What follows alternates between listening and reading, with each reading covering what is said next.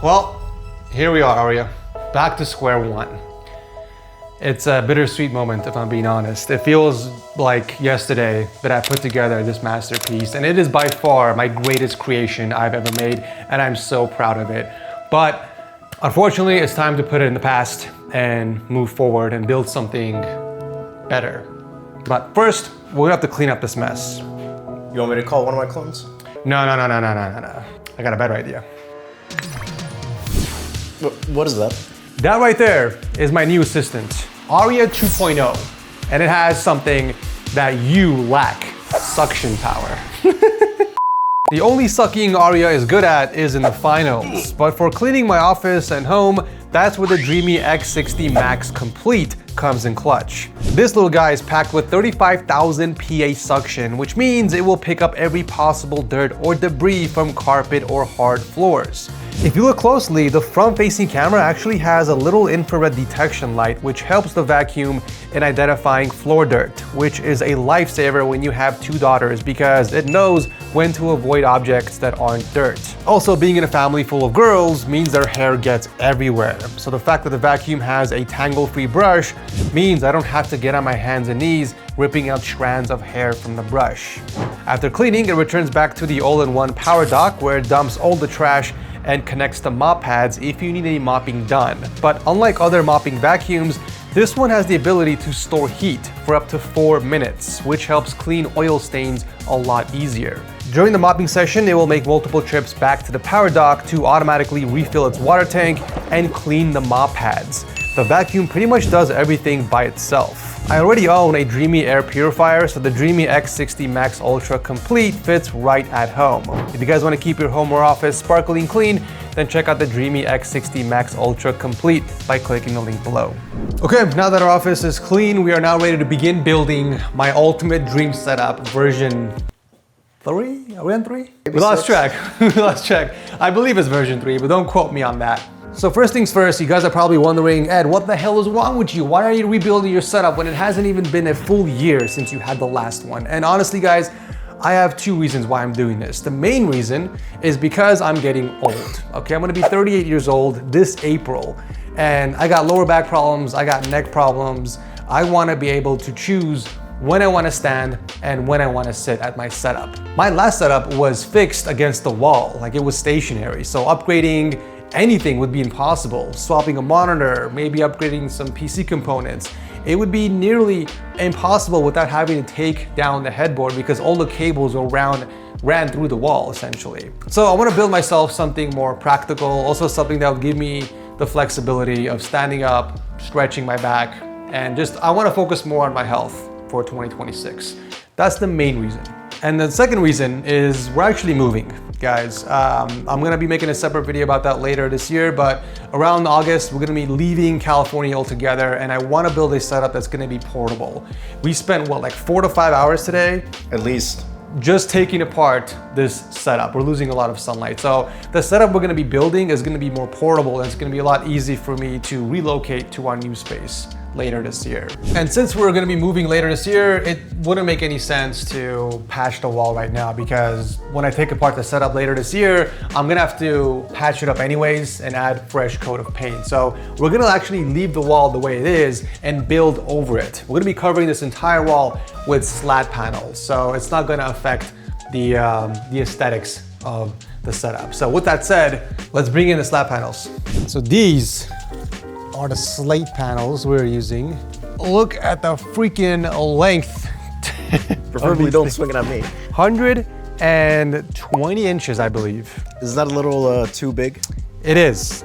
We have a 10-foot ceiling, so obviously we're gonna have to cut off a little bit from each one, but they actually make longer ones than this, believe it or not. I think they make 140 inches if I am correct, but we're gonna be going with the black ones. I originally wanted to go with white, but I feel like white would have been way too much for that room, considering the walls were gray and my entire setup was gonna be white. So I wanted to add a bit of contrast. And that's why I feel like black on white looks much better than white on white. Yeah, I think the black background will look so nice with my white setup. But that's not all. I'm actually gonna be adding spacing behind every slat panel. So about 2 inches of spacing between the walls, so we can add a nice RGB strip behind it. And it's gonna give a really nice underglow. Kind of like what we did for Pink Lolly, instead of makeover? Yeah, exactly. Kind of like the headboard we did for Pink Lolly, but instead of the headboard, just imagine a bunch of slat panels side by side. By the way, if you guys live near LA and you're interested in buying my old frame for the setup, you can find this and every single piece of gear that I'm not gonna bring over to the new setup on the for sale section of my Discord server. I'm selling this for like a fraction of the price that I paid for it. So yeah, if you guys have been looking to do a custom floating setup like mine, now's your chance to pick one up. Look how satisfying this is, Arya. Look at this.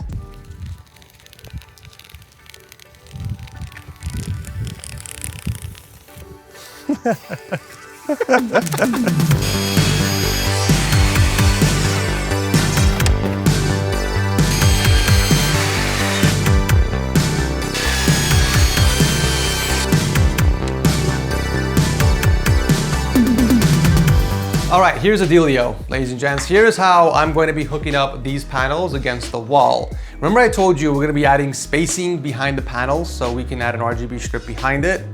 Well, this is what's gonna provide the spacing. A custom cut piece of wood, 4x4 and 2 inches thick. So basically what we're gonna do is add some 3M tape, very strong adhesive tape.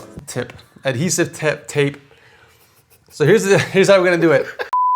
So here's what we're gonna do. We're gonna add some adhesive tape on the back, very strong adhesive tape, and we're gonna slap it against the wall, and we're going to essentially drill the panels against it. So we're gonna add 3 of these, one on the top, one in the center, and one on the bottom. This is probably gonna be the easiest way to hook up these panels, as opposed to going with very long 2x4s. Like we did with Pink Lolly setup. That was a bit of a pain. That was a bit of pain because we had to hire like a separate contractor to come in and help us. Like that required more work, whereas this is so much easier that me and Arya can easily do, and it's gonna be less damage to the wall as opposed to drilling in massive 2x4s. Can you imagine how long the 2x4s have to be to go across this entire wall? This wall would have been the wall of Swiss cheese.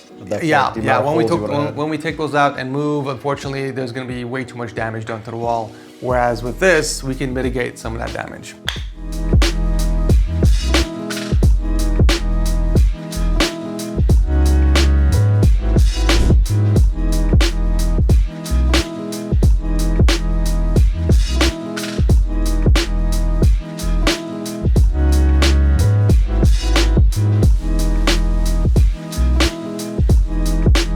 All right, so we got one of the panels hooked up, and honestly, it looks pretty sick. Just this one panel alone. I can only imagine how it's gonna look when we cover the entire wall.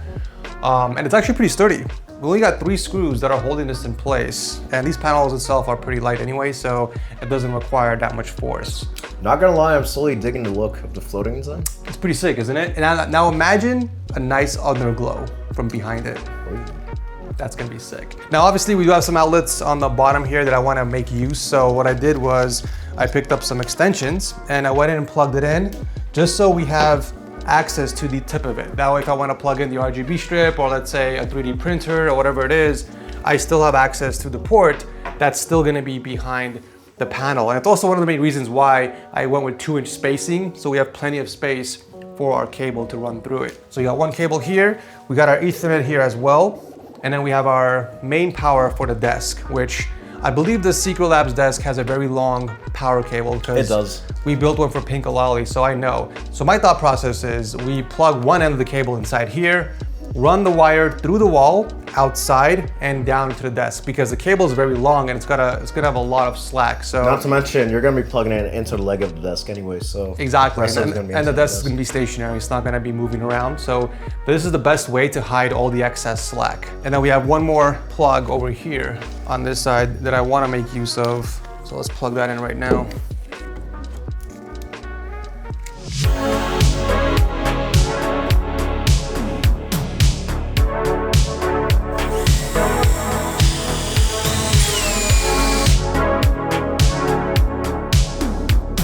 You want to explain to me why there's a block inside that hole? So we are getting close to being halfway done with the wall with the slab panels, and we came across our first problem. We don't have enough blocks, unfortunately. I think I miscalculated how many I need. I think I calculated 2 per panel, when in fact we need 3. So we're about, I think, 8 or 9 panels short. So unfortunately, you have to make a quick trip to Home Depot and get more of this so we can finish up the rest of the wall. You know what that means? Another side quest. Another side quest, unfortunately. Let's go.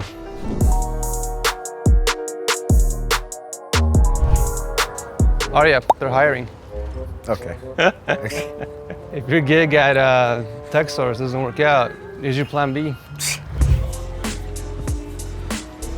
Well, we ran into another issue. What would that be? They do not have this exact size here. So we're gonna have to cut our own, which is not a big deal, but it adds more work. Another side quest. So this is the closest we can find that's already pre-cut. It's not only is it narrower, as you can see, but it's also a little thicker. So we're gonna have to shave off about like 1/4 of an inch or 1/2 an inch from the top. Luckily we have the saw though. So luckily we still have the saw. Yeah, I bought that from Amazon literally a week before, which came in clutch. But yeah, I mean, this is literally our only option, unfortunately. How many of these do we need? I don't wanna make another trip back here, are you?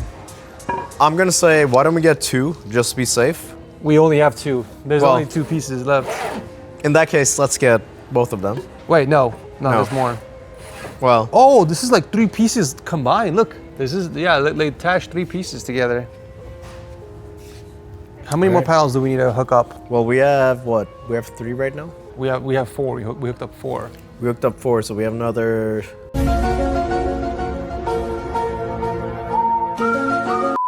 Let's just get 3 pieces. I mean, how much is each unit? How can this be 15 when the one that's thinner is 20? What the heck? 10 seconds later. I say let's just get the 3. Worst comes worst, we just won't use one of them. But at least we'll have the extra one if we need it. Yeah, let's go.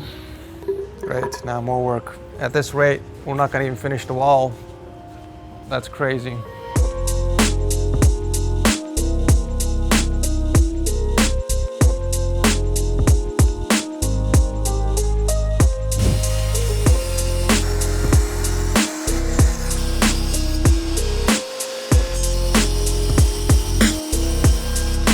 So after cutting all the pieces we needed and headed back to the office to continue working, Arya and I had some serious doubts on the integrity of the installation of the slate panels.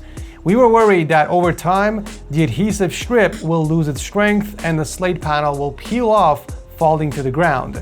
Now, the adhesive strips are designed to stick very well against drywall and most other surfaces, except wood. And well, the only thing holding the 5-pound panel against the wall is a single strip that's spread across 3 blocks of wood. So we decided to take it all down, and I ended up drilling the block itself into the wall for more security. This was going to provide me more peace of mind that the panels were not gonna fall on my setup after it was all done.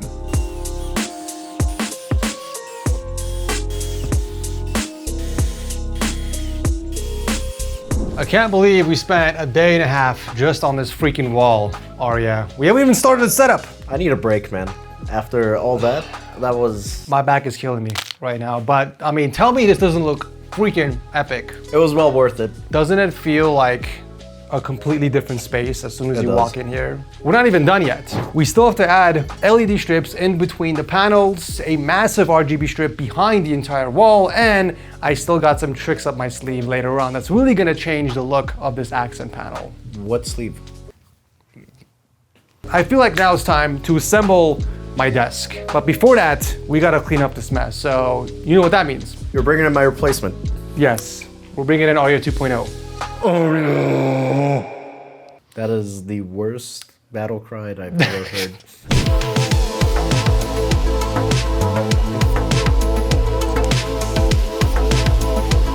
Okay, so I think we're ready for some LEDs, Arya.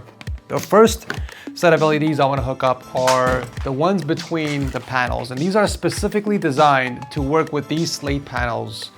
As you can see, it fits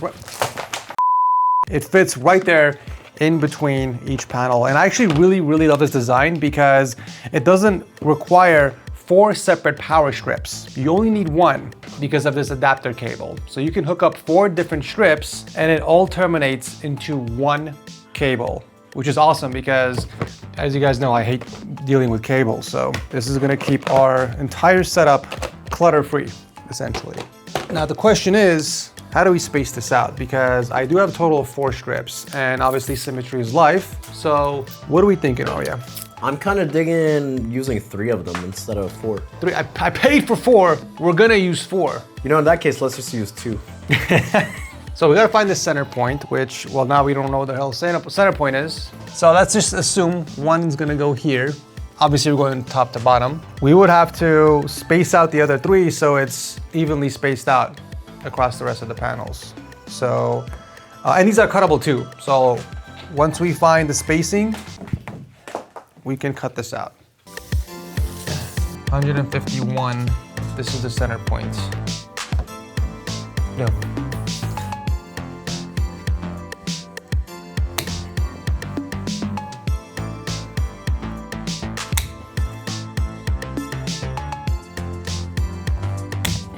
Moment of truth. Here we go. Yo. That is actually fire. Yo, let's go. That's sick. That is actually sick. That was well worth it for what, the entire day? That's sick. Honestly, even if we just leave it like this, I'll be happy. But we got more lights. And who doesn't love more lights? Don't you think it's gonna be a bit too much? But here's the thing, we can always leave it off.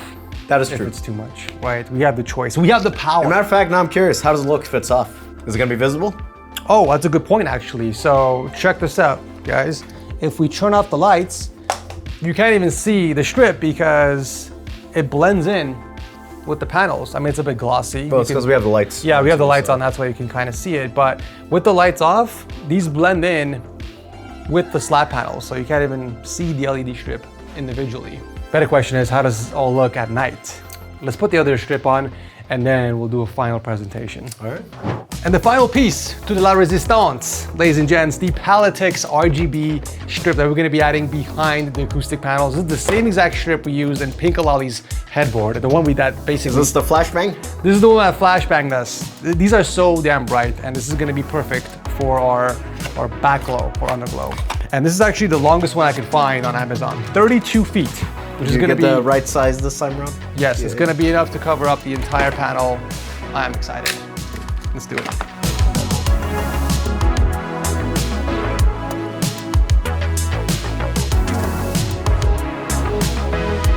All right, guys, here we go. Final reveal of the LED strips. 3, 2, 1.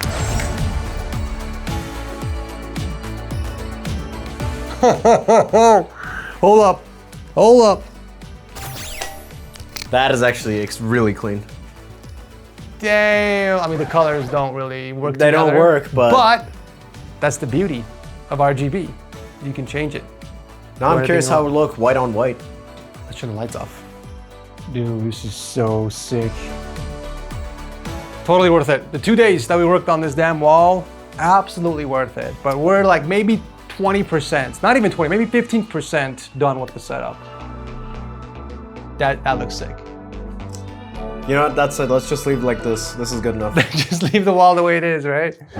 Let's see what it looks like with the white lights turned off.